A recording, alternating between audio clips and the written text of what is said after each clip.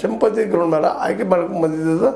ಆ ನೆಲೆಯಲ್ಲಿ ಶಾಮನೂರು ಶಿವಶಂಕರ ಅವರು ತಿಳ್ಕೊಂಡಿದ್ದಕ್ಕಾಗಿ ಅವರ ಜಾಗದಲ್ಲಿ ಅವರ ಮನೆತನದ ಮನುಷ್ಯ ಅಂತಂದ್ರೆ ಅವ್ರ ಮೊಮ್ಮಗಳಂತಂದ್ರೆ ಹೆಚ್ಚು ಲಾಭ ಆಗ್ಬೋದು ಅನ್ನೋದು ತನಕ ತಂದಿವಿ. ಇವತ್ತು ವಾದ ಮಾಡ್ತಾ ಇದ್ದಾರೆ. ಅದು ಮಾಡಲಿ, ವಾದ ಮಾಡಿದ್ರೆ ಏನು ತಪ್ಪಿಲ್ಲ. ಅವರು ಮಾಡ್ತಾರೆ, ಇವರು ಮಾಡ್ತಾರೆ, ತಮ್ಮ ವಾದ ಅವ್ರಿಗೆ ಸರಿ ಅಂತ ಹೇಳ್ತಾರೆ. ಬಟ್ ಜನ ಅಲ್ಲಿಂದು ಭಾಳಷ್ಟು ಡಿಮಾಂಡ್ ಏನು ಮಾಡಿದ್ರಪ್ಪ ಅಂದ್ರೆ ಒಬ್ಬ ಮುಸ್ಲಿಂ ಅಭ್ಯರ್ಥಿ ಟಿಕೆಟ್ ಕೊಡ್ರಿ ನೀವು ಅಂತೇಳಿ. ಆದರೆ ಆ ಸಂದರ್ಭದಲ್ಲೇ ಮಲ್ಲಿಕಾರ್ಜುನ ಅವರು ಹಠ ಹಿಡ್ದಂಗೆ ಮಾಡಿ ಒಂದು ರೀತಿ ಜಗಳ ತೆಗೆದಂಗೆ ಮಾಡಿ ತಮ್ಮ ಮಗನಿಗೆ ಟಿಕೆಟ್ ತರಿಸುವಲ್ಲೇ ಯಶಸ್ವಿ ಆಗ್ತಾರೆ.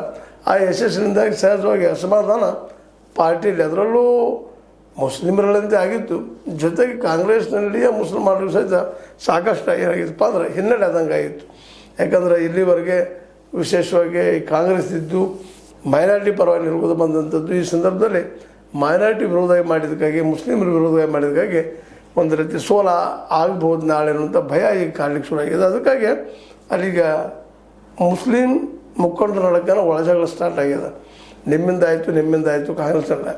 ಆ ದಿಶೆಯಲ್ಲಿ ಯಾರಿಂದಲೇ ಆಗಲಿ ಇನ್ನೂ ರಿಸಲ್ಟ್ ಬರಲಿ ಅನ್ನುವಂಥ ಮಾತು ಕೆಲವೊಬ್ರು ಮಾತಾಡಿದ್ರು ಸಹಿತ ಈಗಾಗಲೇ ಸಹಜ ಅನ್ನಿಸ್ತದೆ. ಅಲ್ಲಿಯ ವಾತಾವರಣ, ಅಲ್ಲಿಯ ಜನ ಮಾತಾಡುವಂಥ ನೆಲೆಗಟ್ಟಿನಲ್ಲಿ ವಿಚಾರ ಮಾಡಿದಾಗ ಮೋಸ್ಟ್ಲಿ ಇಲ್ಲಿಯ ಕಾಂಗ್ರೆಸ್ ಅಭ್ಯರ್ಥಿ ಸೋಲ್ಬೋದು, BJPದು ಗೆಲ್ಲುವ ಸಾಧ್ಯತೆಗಳಿದ್ದಾವೆ ಅನ್ನುವಂಥ ಮಾತುಗಳು ಇಲ್ಲಿ ಗಮನಕ್ಕೆ ಹರಿಸ್ಬೇಕಾಗಿದೆ.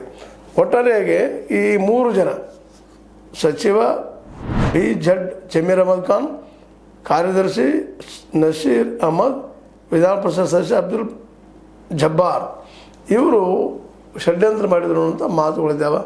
ಅದಕ್ಕೆ ಅವರು ವಾಲಗಳೆದಿದ್ದಾರೆ. ಈಗಾಗಲೇ ಜಬ್ಬಾರ್ ಅಂತ ನೇರವಾಗಿ ಹೇಳಿದ್ದಾರೆ.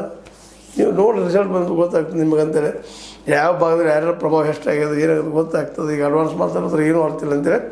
ಆದರೆ ಭಯ ಮಾತ್ರ, ಸೋಲಿನ ಭಯ ನಮ್ಮ ಮಲ್ಲಿಕಾರ್ಜುನವರಿಗಾಯ್ತು ಸಮರ್ಥವರಿಗಾಯ್ತು ಕಾಡ್ಲಿಕ್ಕೆ ಶುರುವಾಗಿದೆ ಅನ್ನೋದು ಅಷ್ಟು ಸತ್ಯದ. ಯಾಕಂದ್ರೆ ಜನ ಆ ಸಂದರ್ಭದಲ್ಲಿ ವಿರೋಧ ಮಾಡಿದ್ದು ಅವ್ರು ನೋಡಿದ್ದಾರೆ. ಎಲ್ಲ ಪೋಲ್ಗಳಲ್ಲೂ ಯಾವ ರೀತಿಯಾಗಿ ಮತದಾನ ಆಗಿದೆ ಅಂತೇಳಿ.